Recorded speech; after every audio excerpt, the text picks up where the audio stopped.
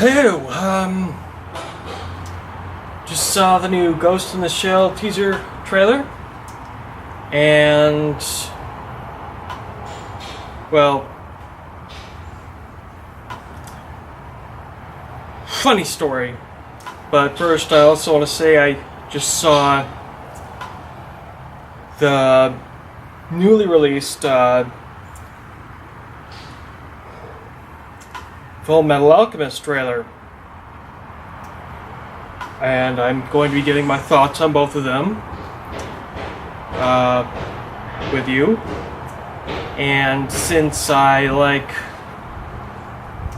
the dinner and a show format so much, I thought, well, theatrical releases, let's discuss snack that's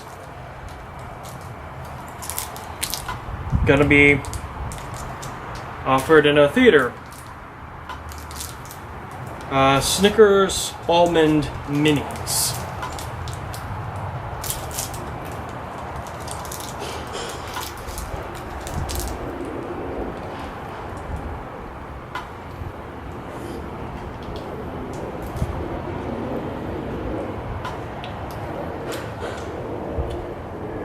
Alright, so it's caramel on almond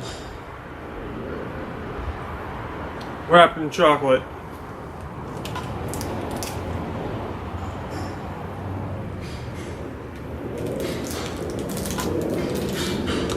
The almonds have a crunch.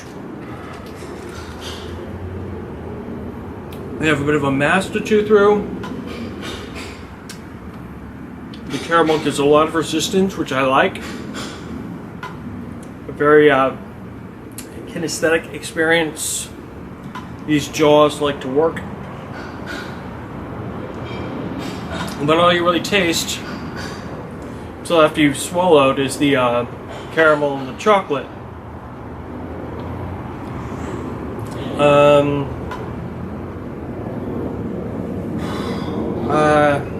Well, that's enough on that. First, let's start with the Full Metal Alchemist, and then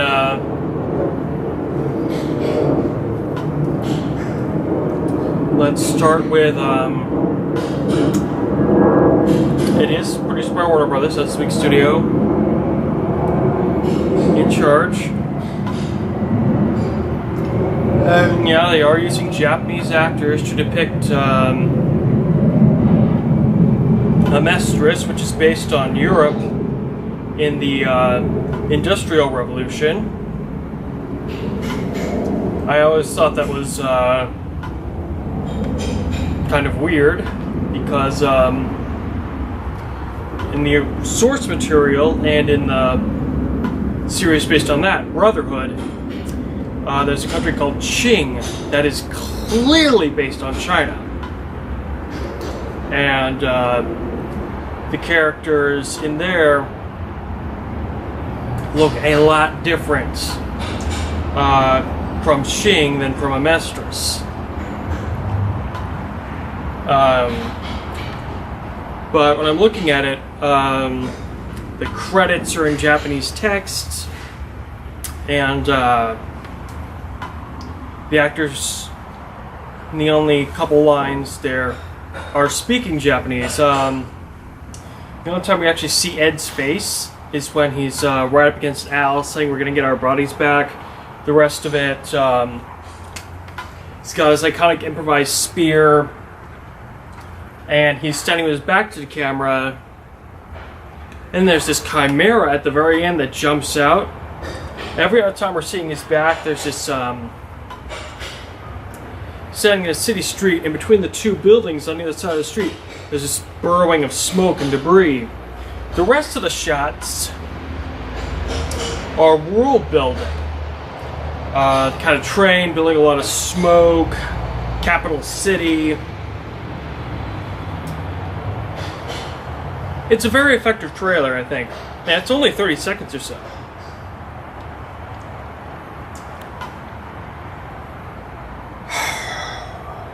Now on Ghost in the Shell. I actually like it. I'm showing some trepidation, and I have extra stress candy with me, and there was those twitches and quirks from earlier. I was making sure I got everything because I thought there were 2 trailers out. And guess what? I found the trailer for the new animated Ghost in the Shell movie. I haven't heard anything about this in the blogosphere. I haven't heard or social media. And I'm excited about it. And funny, they seem to have played around a bit with the voice acting. The original movie brought to America in 1995, and in Standalone Complex, seem to have the same cast. They've played around with that a bit, different character models. The Major's old voice actress is now voicing someone else. Then we have a new Major, and it's going to be in American theaters. That final showing was supposed to be the day before I saw the trailer today, as I'm filming this. Why? It was free yesterday.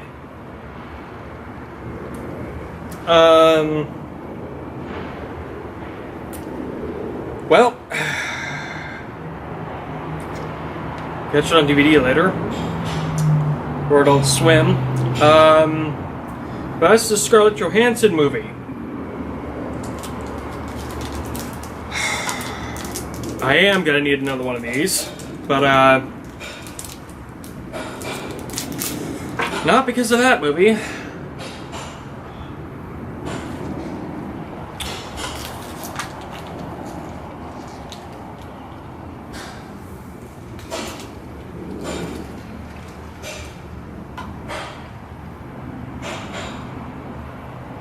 I mentioned the 1995 movie Standalone Complex.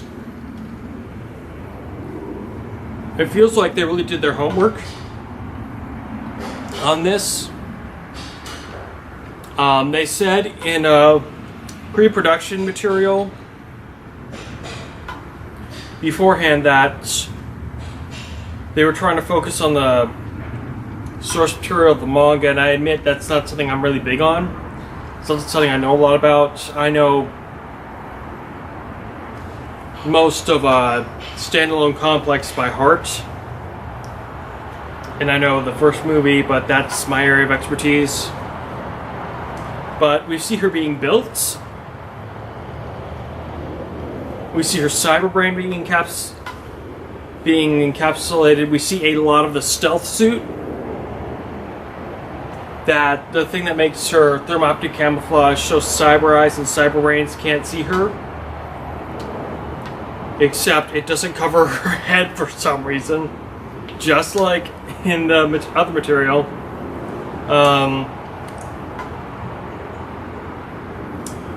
And in the first episode of the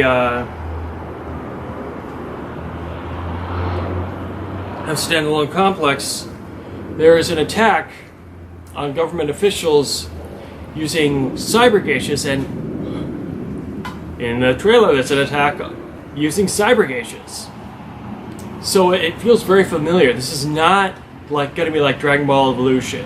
In Dragon Ball Evolution, it was advertised to us that this was going to be a slap in the face until the release. They were trying to lower people's standards, it seemed like.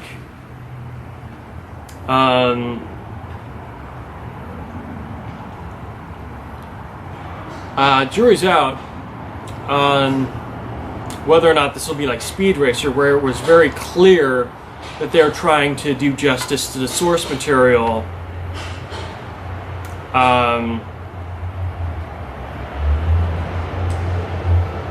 But came up with a very divisive project.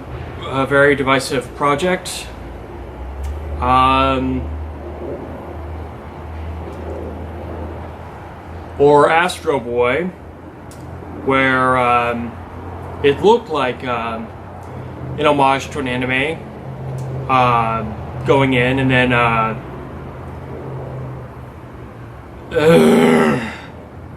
coming out. But one thing I can guarantee, it's not going to be like a Fist of the North Star, where it all just looked so wrong, and then it was immediately forgotten forever. Or Guyver, the bio-boosted armor movie. Same problem. Except with Guyver, they were trying to clearly lift from other things that were popular at the time, like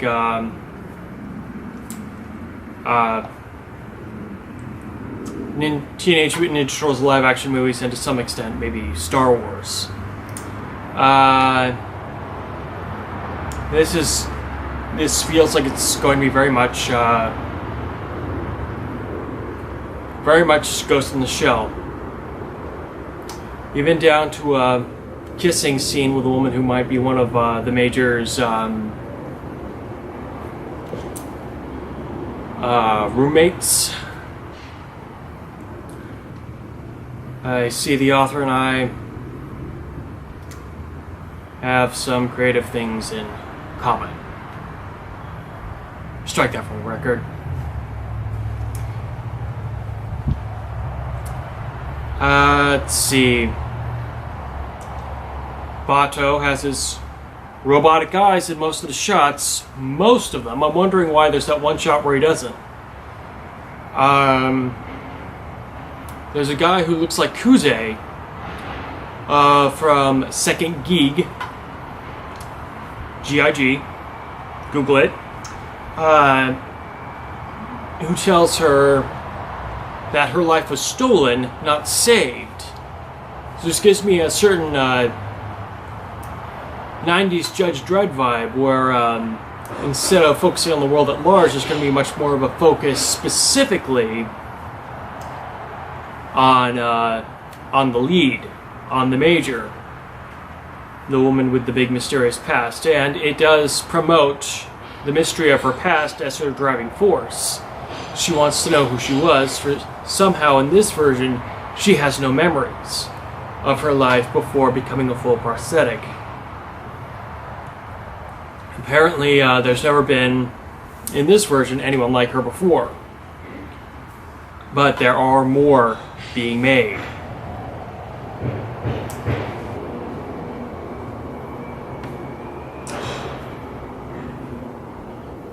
Can't believe I missed the new animated movie.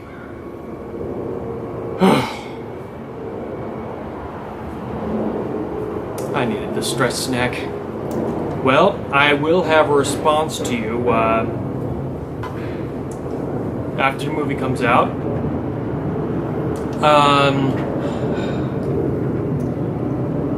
One of the trailer videos had Scarlett Johansson talking directly to the audience. I noticed something odd. She seemed genuinely excited, very invested, and but before this, I'd only ever really seen her as an actress, not as a person speaking about a part, and oh my god, she has range! It just strikes how she's consistently been in everything I've ever seen her in.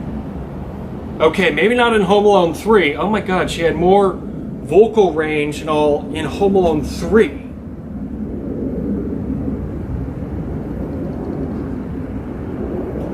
She was how young then?